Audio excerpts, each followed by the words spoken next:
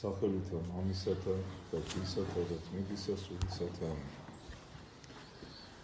დღეს ეკლესია ზეიმობს ამაღლებას უფლისა, ღმრთისა და მაცხოვრისა ჩვენისა იესო ქრისტეს. წმინდა მღვდელმთავარი იოანე ოქროპირი უფლის ამაღლებასთან დაკავშირებით ბრძანებს.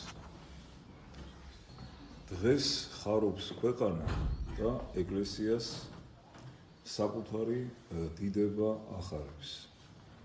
უფალმა ის სხეული შეიმოსა, რომელიც თავად შექმნა. ის სამშვინვლელი მიიღო, რომელიც თვითონ შეჰპერა და თავისივე შექმნილი გონიერი სახუნი ემსახურებია. ადამიანობა მიიღო და მთლიანად გადაარჩინა ის. ღმერთმა ადამიანისათვის დაიმდაბლა თავი. ამით მას ადამიანს ის კარიბჭე გაუღო, რომელიც თავიდანვე ჩაკეტილი ჰქონდა და მისი ქრისტეს ზე ახსლვა ანგელოზებმა ადიდეს. ვინაა ის, ვისაც ამ დიდებას უძღვნია? ვინაა მეუფე დიდებისა, როგორც ბრძანებს ფსალმთა წიგნი. გაკვირვებით კითხულობენ ანგელოზები, რადგან ხედავენ, რომ ზეცის კარი, რომელიც მუდამ დაკეტილი იყო, ახლა როცა მან დაიწყო ზე ახსლვა, გაიხსნა. ამ დროს წმინდა სულმა დაიწყო განმარტება და თქვა: უფალი ღმერთი ძლიერი, მებრძოლია, მან ძლია ბოროტს, დაამარცხა და მოსპო სიკვდილი. ისინი კი კვლავ კითხულობენ, ვინაა ეს დიდების მეუფე და კვლავ იღებენ წყალობით სავსე პასუხებს, რომ უფალმა ზლო ეშმაკს, რომელიც ყველას ერეოდა, უფალი ყველა ქმნილების მეფეა, ისაა, ვინც იყო ზეცაში და ამავდროულად ხორციელად ამაღლდა, ვინც მამისაგან დაუსაბამო დროის შექმნამდე იშვა და ქალწულისაგან იშვა ხორციელად დროში, ვინც აღუწერელი იყო, ზომიერი გახდა, უხილავი ხელშესახები, ვინც ხელში არავის ჭერია, ბეთლემში დაიბადა და ზეთის ხილის მთიდან ამაღლდა. მაცხოვარი და სამყაროს შემოქმედი ამისთვის დამკვიდრდა ქალწულის მუცელში. თავის თავს სამკაული მოუგსოვა, ხორცი შეისხა, მის საშოში უთესლოდ უჩუმრად შევიდა და ცხადად გამოვიდა. უძლურება მიიღო და დიდებულება მისცა. იღვაწა ადამიანისათვის და იხსნა სამყარო. აღმოფხვრა ტყუილი და დანერგა ჭეშმარიტი. დააძაბუნა ცოდვა და იქადაგა სიმართლე. შეურაცხო უსახურება და ასწავლა თანხმობა. ამოძირკვა ეკალი და დასთესა ხორბალი. დააქცია კერპები და აღაშენა ეკლესიები. თავისი ხორცით გამოზარდა თავისი ცხოვრები და საკუთარი სისხლი ასვა მათ, ვინც გაანთავისუფლა. სული გამოზარდა და წყალობა დაამტკიცა. ყოველი თავაშვებული დააწყნარა და ყოველი დაბადებული განანათლა. დავრდომილები აღადგინა და სუსტები გააძლიერა.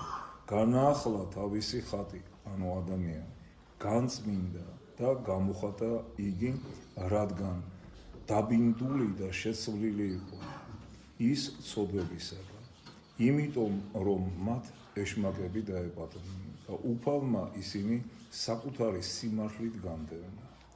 ამ ქვეყნად გააჩახა თავისი ცეცხლიდან, მხოლოდ ამის შემდეგ ამაღლდა. მხოლოდ მას შემდეგ, რაც ეს ცეცხლი შთაბერა თავის 12 მოწაფეს, რაც გაძლიერდა მისი ალი და გაანათა ადამიანთა სულები. აი მაშინ შეიცვალა, გახურდა მართალთა გულებში და მხოლოდ მაშინ დაისვენა, მხოლოდ მას შემდეგ დაწნარდა, რაც თავისი სიმართლის ნერგები დანერგა და მათ ფესვი განუდგა გონიერ ადამიანებში. ბეთლემში დაიბადა ზეთისხილის მთიდან ავიდა ზეცად და ყველა მიიწვია, რადგან გითხრა მივიდე და მოვავლინო ნუგეშინის მცენელი. როგორც შეგვპირდა, ყველას გადააფარა თავისი ბადე და ერთად შეაგროვა.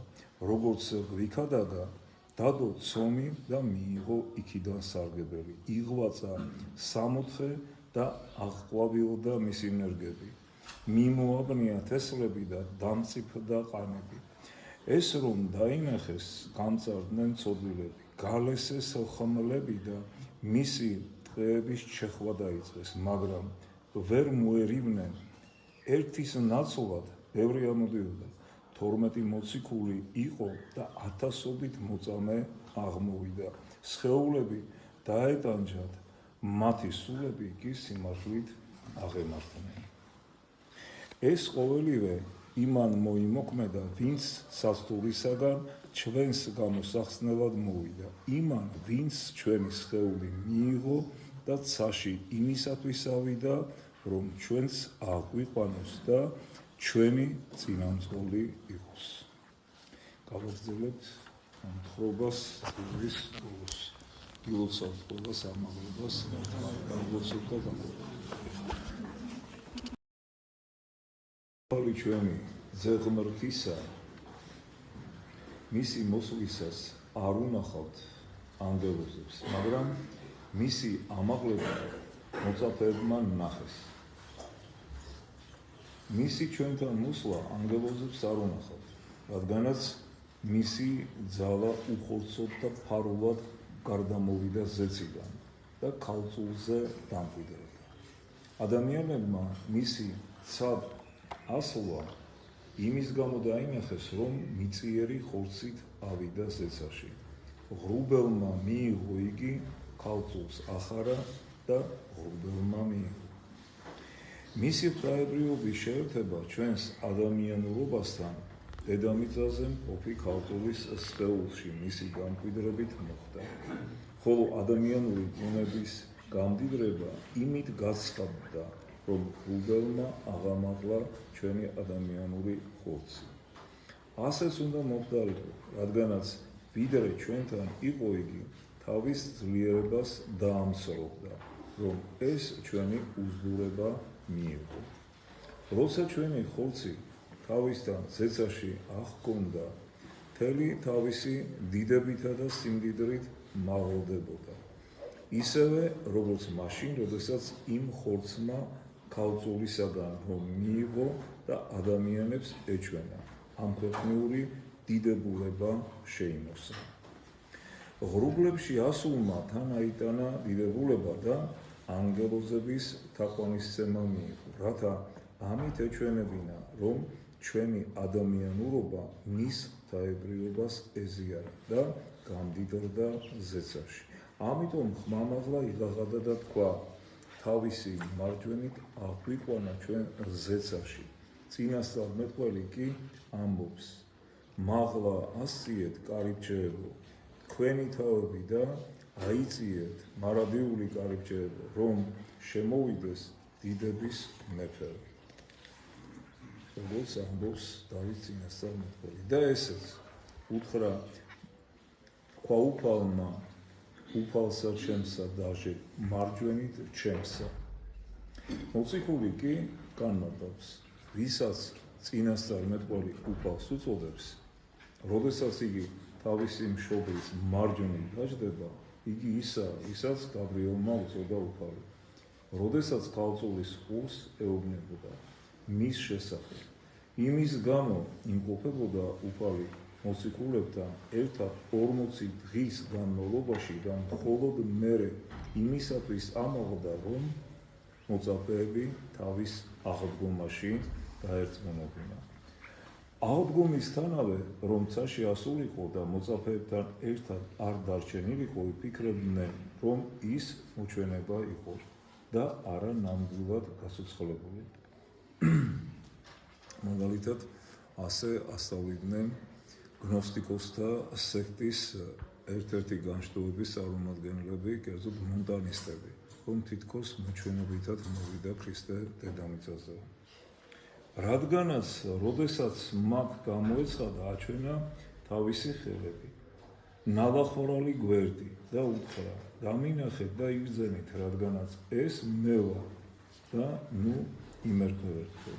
თუკი ახლა, როდესაც ქრისტეს აღდგომაში დარწმუნებულად მოწაფეებს მრავალი მიზეზი ჰქონდათ და მაინც მათი გონება ისე ძორწოდა, რომ ტალღებზე მოკანავე ნავებს ჰგავდნენ, მაშინ რაღა იქნებოდა მათთან ერთად რომ არ ყოფილიყო. ორგულების თესლი მრავლად დაითესებოდა მათ შორის. დარჩა და ჭამა მათთან ერთად. ოღონდაც შიმშილის გამო კი არა, მათ სანუგეშებლად. მოიკითხა და ესაუბრა კიდეც. უბრძანა ყველა დაბადებულისათვის ეკადაგად სახარება.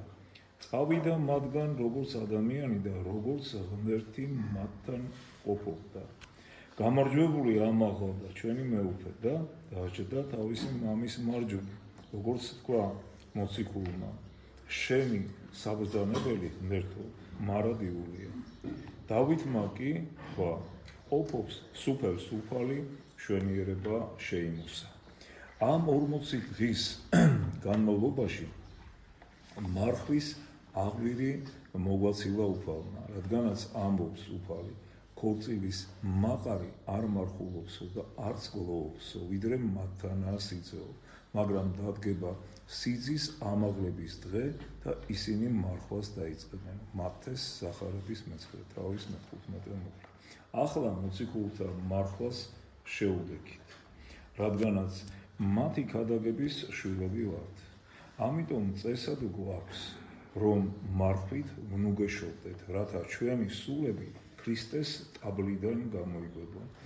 დაინებოს დღეიდან ჩვენმა გამარჯვებულმა უფალმა, დიდებით რომ ამაღლდა დღეს და ჩვენს აღვიყვანა ზეცად იმ ხორცით, რომელიც ჩვენგან მიიღო, რომ ამ დღესასწაულის აღსრულების ღირსები ვიყოთ. დიდებასა და მადლობას ვეუბნებოდეთ და თაყვანს სცემდეთ მამას, ძეს და სული წმინდას, აცდა მარადის და უკუნითი უკუნისამდე. ამინ. კიდევ ერთხელ გილოცავთ ამაღლებას უფლისა და მაცხოვრისა ჩვენისა იესო ქრისტესი. ღმერთმა დაგლოცოთ თქვენ სრულიად საქართველოს და ყოველი მართლმადიდებელი ქრისტიანი. აი ხა